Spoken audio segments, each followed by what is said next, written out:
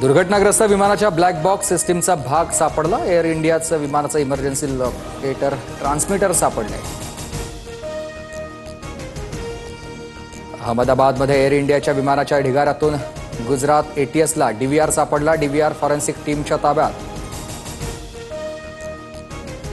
अहमदाबादमधील विमान दुर्घटनास्थळी एनएसजीचं पथक दाखल झालं। काही वेळापूर्वी फॉरेन्सिक पथकाकडून दुर्घटनास्थळाची तपासणी।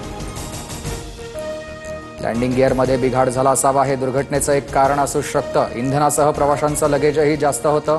सुमित सबरवाला सोबत काम केलेले पायलट मनमथ रावत्रे यांची प्रतिक्रिया। विमानातून उडी मारली नाही तर सीटसह बाहेर फेकलो गेलो। विमान कोसळलं तेव्हाच आपत्कालीन दरवाजा तुटला। विमान अपघातात बचावलेल्या रमेश विश्वास कुमार यांची प्रतिक्रिया। विमान अपघातानंतर हॉस्टेल कॅन्टीनमध्ये जेवण बनवणारी महिला आणि त्यांची नात बेपत्ता। विमान हॉस्टेलवर येऊन कोसळल्यानं अनेक विद्यार्थी जखमी।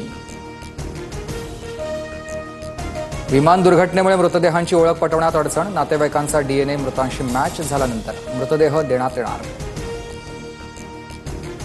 विमान अपघातामधील मृतांच्या नातेवाईकांना अश्रू अनावर। विमान दुर्घटनेमुळे मृतदेहांची ओळख पटवण्यात अडचण। विमान अपघातामध्ये वसतिगृहामधील मृतांच्या कुटुंबियांनाही 1 कोटींची मदत मिळणार। टाटा समूहाचा निर्णय। 24 लोकांच्या कुटुंबियांनाही मदत देण्याबाबत स्पष्टीकरण।